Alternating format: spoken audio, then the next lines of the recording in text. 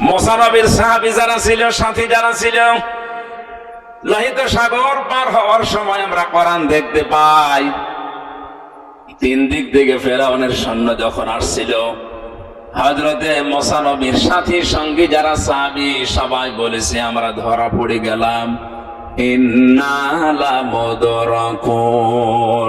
শুধুমাত্র ধরা পড়লাম তা বলে নাই, ইন্না দিয়েছেন, লাম দিয়েছেন। ও মুসা, সামনে সাগর, পেছনে তিন দল, অবস্থা যা দেখতে পাচ্ছি আর বাঁচার কায়দা নেই, অবশ্যই আমরা ধরা পড়ে গেছি। হযরতে মুসা এমন কঠিন মুহূর্তেও ঘাবড়িয়ে যাননি, কারণ তার বন্ধু একজন আছে। এক কথা বলছেন,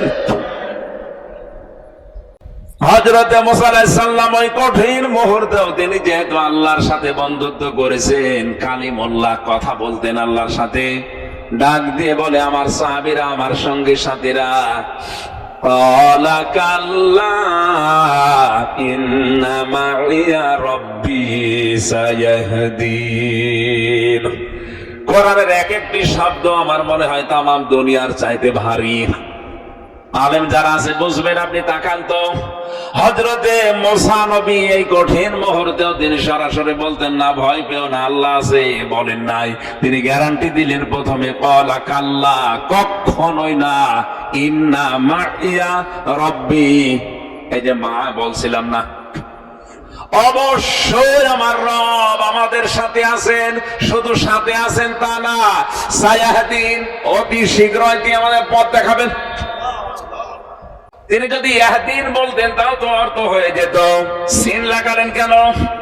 সিন, সাউফা, কদ, লাম, এরকম 13টা শব্দ আছে আরবি গ্রামারে।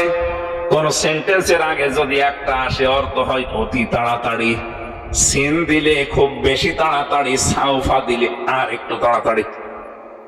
হযরতে মুসা সিন দিয়ে জানিয়েছেন, আমি এমন এক বন্ধুর সাথে মহব্বত করেছি, ভালোবাসি এমন এক বন্ধুকে, অবশ্যই তিনি আমার সাথে আছেন এবং আমার রাস্তা তিনি অতি শীঘ্রই তৈরি করে দেবেন। তাফসীরে হাক্কানী মুফাসসির লিখেছেন, সিন শব্দ যদি উনি মাঝখানে না বলতেন সায়াহদিন, আমার আল্লাহর সাহায্য আসতে হয়তো দেরি হতো। আল্লাহ মুসা নবীর ঈমানকে, তার এই বন্ধুর ঈমানকে এত বেশি পছন্দ করেছিলেন, এই সিন দেওয়ার কারণে সঙ্গে সঙ্গে জিবরাইলকে বলছে ওনার কানে বলো